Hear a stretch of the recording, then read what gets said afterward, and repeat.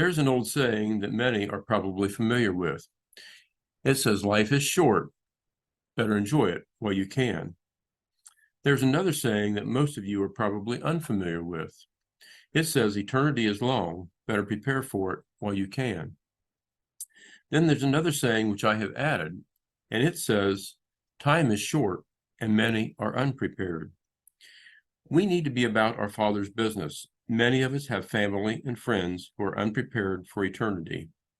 Many have not yet made a personal commitment to Jesus, and many more think they are ready for heaven because they were christened or baptized as an infant. They don't realize that going to heaven requires a personal relationship with Jesus. These teachings are to stir us to winning our lost family and friends to Jesus before time runs out. Welcome to Making Revelation Simple. This is a commentary on the book of Revelation, which is based on the Three Woes series of books. In this session, we will be covering Revelation chapter 9. Before we jump into chapter 9, let's do a brief review at the very end of Revelation chapter 8, verse 13. In that verse, we saw the following statement coming from an angel flying through the air, which said, "Woe, woe, woe to the inhabitants of the earth because of the three angels yet to sound." This verse in chapter 8 tied these three angels, the next three trumpet angels, which would be the fifth, the sixth, and the seventh trumpet angels, to three woes, which would be the first and the second and the third woe. What we're trying to depict here in this chart, on the upper half of this chart, we see what's called the angelic proclamation. This is as the angel is giving the story to John to be able to record in the book of Revelation. What I have attempted to depict here is this green bar marks the sounding of the fifth trumpet judgment angel as he begins to sound, and then the red bar marks the ending of his sounding when we're told one woe is past. So the activities that resulted from the sounding of this angel are now past. And then the very next thing we see happen is the green bar for the sixth trumpet angel sounding. That marks the sounding of the sixth trumpet angel. And then the red bar marks the end of the sounding of the sixth trumpet angel, indicating that the activities associated with the sixth trumpet angel sounding are now past. And then likewise, the seventh trumpet angel, the very next verse marks the sounding of the seventh trumpet. And the red bar over here marks that the third woe is past. Though we don't find the words "the third woe is fast," we find a different phraseology here where it said, "it is done," inclusive of the third woe being complete, and also meaning that the activities associated with the seventh trumpet judgment angel are also complete. So what this is showing to us here is that the angel is telling John these stories in a sequential manner. John is hearing them in a sequential manner, and John is also recording them in a sequential manner.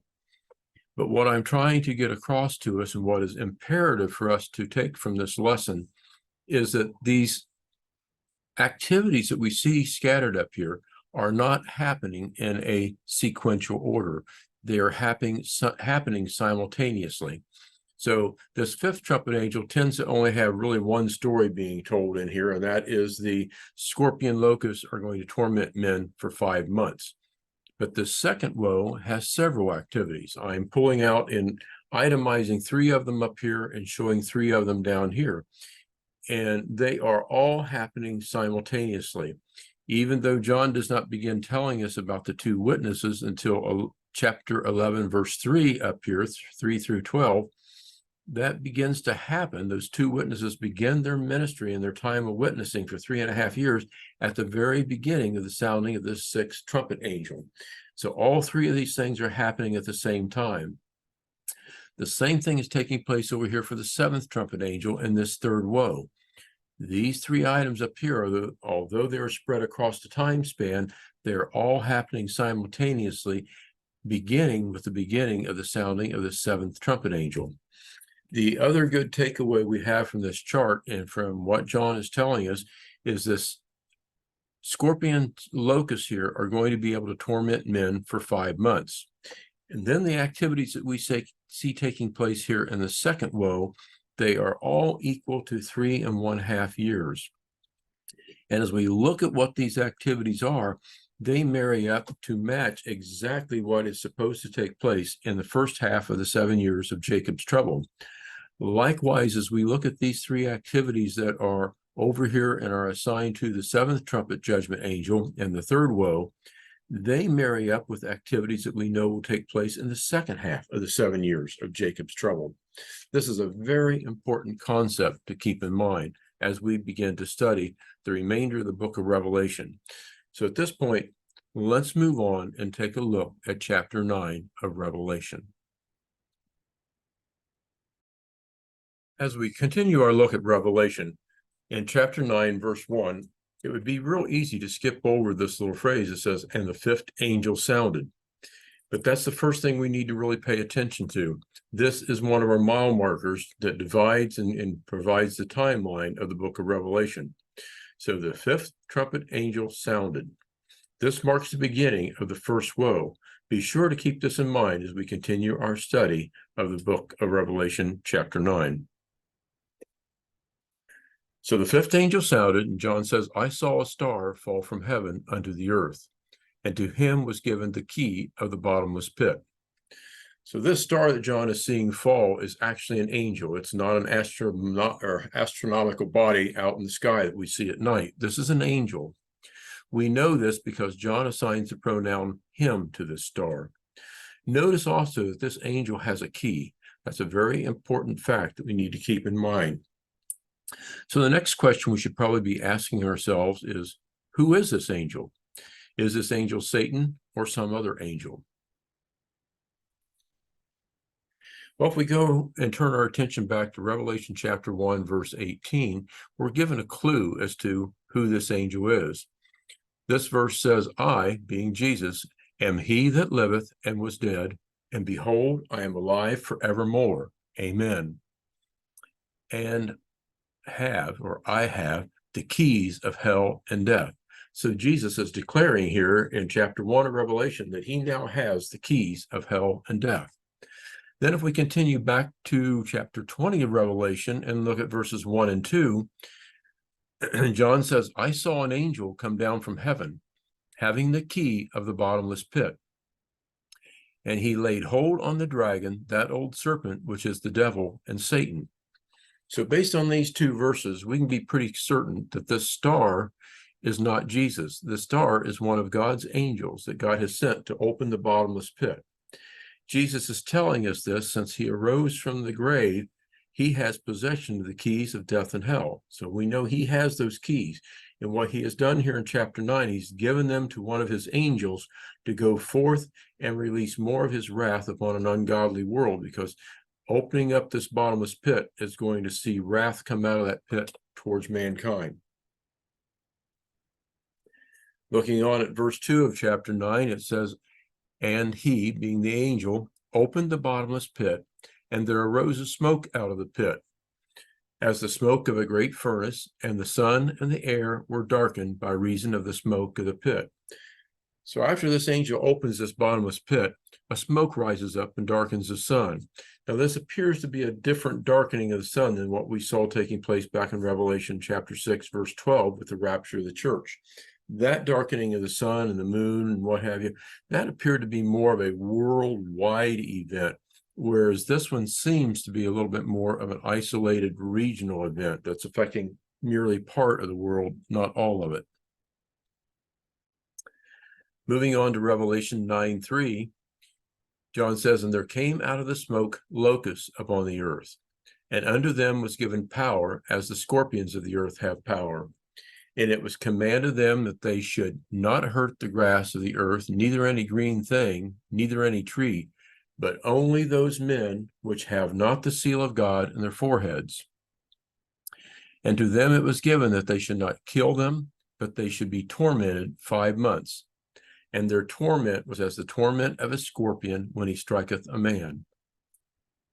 So what we see here in these scriptures is, following the smoke that came out of this bottomless pit, then there emerged a bunch of locusts that had power like scorpions. I like to call them scorpion locusts. And we're told that they were given power to torment mankind for 5 months. And they could torment any man on earth with the exception of the 144,000 that were sealed by God back in chapter 7.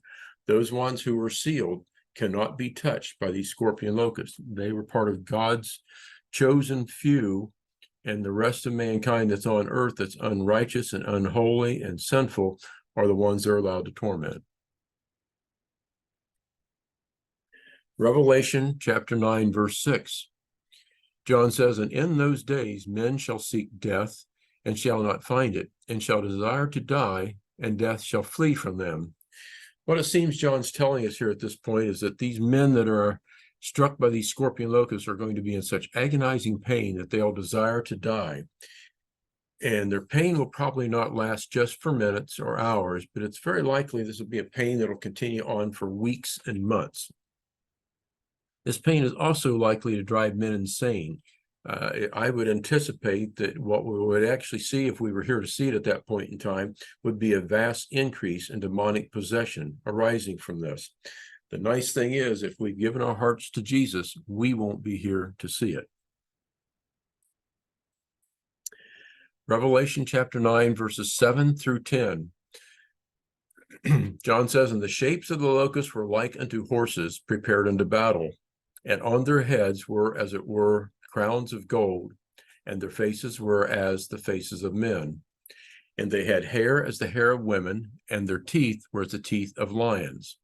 And they had breastplates, as it were, breastplates of iron, and the sound of their wings was as the sound of chariots of many horses running to battle. And they had tails like unto scorpions, and there were stings in their tails, and their power was to hurt men 5 months." So John's painting a very graphic picture here of what these scorpion locusts look like. And as we build a mental picture of these scorpion locusts, we soon discover that they don't resemble any locusts we've ever seen. In fact, they come much closer to resembling what I would describe as an Apache helicopter, but that's not what I believe it is. So let's look a little further and see if we can determine what is it we're seeing here. So to determine what we might be seeing here, it might help us to look backward to Ezekiel. In Ezekiel chapter 9, verses 2 through 6, we see God calling on guardian angels that have charge over the city. God commands one of the angels with an inkhorn to place a mark on the foreheads of all those who are sighing and crying for the sins of Israel. God then commands the remaining guardian angels, which have slaughter weapons, to go forth and to kill all those who have not the mark of God on their foreheads. So the point I wanted to make by using this verse of scripture here is both good and evil angels use tools to enhance their powers. They're not that much different from us in that sense. If we have a bolt or a screw that's tight into something, we're not going to be able to remove it with our bare hands. We either need a screwdriver or a wrench of some sort to be able to loosen the screw or loosen the bolt. These scorpion locusts are likely demonic angels or some other satanic beings that are using demonic tools to empower them to torment mankind for the assigned 5-month time frame. So keep that in mind as we continue looking. Revelation 9, verse 11 through 12. We're told they had a king, the scorpion locust, had a king over them, which is the angel of the bottomless pit, whose name in the Hebrew tongue is Abaddon, but in the Greek tongue hath his name Apollyon. So it would seem that all we're being told here is that these scorpion locusts have a demonic angel king over them, and he rules over them, and his name is Abaddon or Apollyon. But there's a whole lot more information here to be gathered if we're willing to look deep enough to discover it. So let's take a look at this phrase, the angel of the bottomless pit. Keep that in mind. But before we go forth looking at that, I want you to be aware and know that the word Abaddon and Apollyon, if you translate them to English, they both translate as destroyer. So now let's continue on and see what this angel of the bottomless pit, what we can learn from that phrase. Looking forward to Revelation chapter 11, verse 7, John says, when they have finished their testimony, this is speaking of the 2 witnesses. It says, the beast that ascendeth out of the bottomless pit shall make war against them, the two witnesses, and shall overcome them and kill them. So here in chapter 11, verse 7, John is telling us the beast or the angel from the bottomless pit will be the one who will kill the two witnesses. Continuing on to Revelation chapter 13 and verse 3, we see where John says, I saw one of his heads, as it were, wounded to death, and his deadly wound was healed, and all the world wondered after the beast. So this verse, we're seeing the beast, one of the 10 heads of this beast is being wounded to death, and it's being tied to the beast. Moving forward to Revelation chapter 17, verse 8, John says, the beast that thou sawest was and is not, and shall ascend out of the bottomless pit. Here again, John is tying this beast that we've been talking about here in these latter verses to that beast that came out of the bottomless pit, to that king that was over the scorpion locust. Moving forward once again to Revelation chapter 19 and verse 20, we're told the beast was taken, and with him the false prophet that wrought miracles before him, with which he deceived them that had received the mark of the beast and them that worshipped his image. These both were cast alive into the lake of fire, burning with brimstone. So again, what we're seeing here is this beast being referenced and he being cast into the lake of fire. So this is no doubt, this beast is being associated with the Antichrist. So let's continue on with our study. Returning back to Revelation 9, verses 11 through 12. Actually, just going to look at 11 here. It says, once again, they had a king over them, the scorpion locust, which is the angel of the bottomless pit, whose name in the Hebrew tongue is Abaddon, but in the Greek tongue, his name is Apollyon. So what we've just looked at and what we confirmed is this angel king from the bottomless pit is the beast. This angel king from the bottomless pit is also the Antichrist. This Antichrist name in Hebrew is Abaddon, and the Antichrist name in Greek is Apollyon, and both of those translate into English as destroyer. So we've been clearly introduced here to the Antichrist, the 1/3 of the Satanic Trinity. The Satanic Trinity is actually the Satan and the Antichrist and the false prophet make up the 3 people of the Satanic Trinity. Satanic Trinity is where Satan is trying to duplicate the Holy Trinity, which is God the Father and Jesus and the Holy Spirit. So that's what's going on here. Well, let's move on. Revelation chapter 9, verse 12 says, one woe is past, and behold, there come 2 woes more hereafter. So that 5th trumpet angel is finished with his activities. We marked 1 woe is past, so that's a delineator. We know where we're really at. This is our major break point before we reach our next mile marker. The impact of the sounding of the 5th trumpet judgment angel is now complete, and the 5-month time frame of the scorpion locust tormenting mankind is now history. So the next thing we will see is the sounding of the 6th trumpet angel, marking the beginning of the 2nd woe. Notice also, as we're looking at this 1 woe is past, that we're being told in no uncertain terms that 2 more woes are coming. As we read the remainder of Revelation, we're only going to find 1 more woe is past statement like we have here in verse 12. We will have to search diligently for that 3rd woe is past. It's there, but not in those words. So it's not obvious at first, but it is there if we look for it. We'll find it in a little while.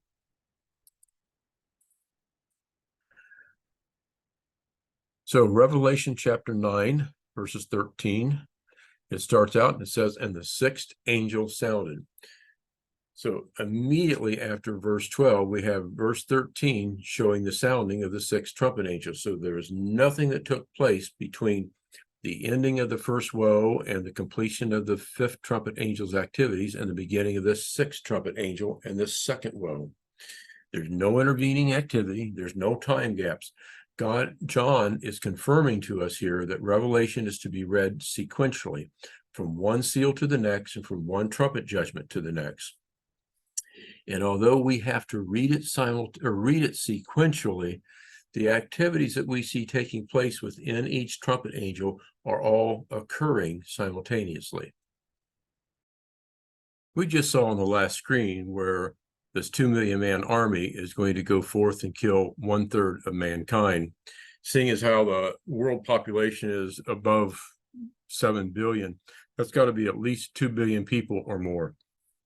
And what most of us have in mind is this peace covenant that we've always heard talked about that gets signed at the beginning of the 7 years of Jacob's trouble.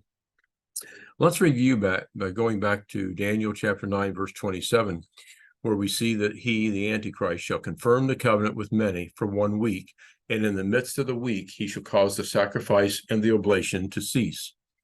Now, this 1 week here that Daniel's speaking of, virtually all theologians recognize that that is really a different term for 7 years. So that's 1 week is representing 7 years of time. So what we see here at the sounding of this 6th trumpet angel, it marks the signing of the so-called peace covenant described in Daniel. But one issue should be considered related to this peace covenant referenced in Daniel. Many people expect the Antichrist will be revealed with its signing.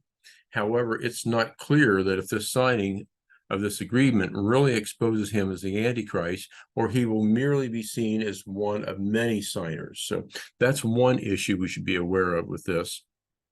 And the other thing is the signer of this covenant is likely a world leader, and I anticipate that this beast from the bottomless pit will at some point in time possess the body of that world leader per Revelation 13:3. And the other thing we really want to make a point of out of this covenant, and we've always called it a peace treaty, when we're seeing over 2 billion people being killed at this point in time, it hardly seems like a time of peace. So really strange to call it a peace treaty, and yet this isn't a time of peace that we're seeing happening at this point. Continuing on to Revelation chapter 9, verse 17, John says, I saw the horses in the vision, and them that sat on them, having breastplates of fire, and of jacinth, and brimstone, and the heads of the horses were as the heads of lions, and out of their mouths issued fire, and smoke, and brimstone. By these 3 was 1/3 of part of men killed, and by the fire, and by the smoke, and by the brimstone. So here we see John giving us a description of this 2 million man army. This is no doubt a demonic army, and the army kills 1/3 of mankind, but it's unlikely that any of them are killed or even injured. John doesn't mention anything about any of this 2 million man army being harmed. So twice John tells us of this army killing 1/3 of mankind, but never mentioning any harm coming to them. Continuing on to Revelation chapter 9, verses 20 and 21. John tells us that, or God tells us really, the rest of men which were not killed by these plagues yet repented not of the works of their hands, that they should not worship devils and idols of gold and silver and brass and stone and of wood, which neither can see, nor hear, nor walk. Neither repented they of their murders, nor of their sorceries, nor of their fornication, nor of their thefts. So what we're seeing here in these verses is a very unrepentant mankind reacting to God's wrath. Instead of repenting and turning toward God, they're hardening their hearts and continuing to pursue their evil ways. This concludes our commentary on chapter 9 of Revelation. Continue on to the next video to watch our commentary on chapter 10. Thank you for watching.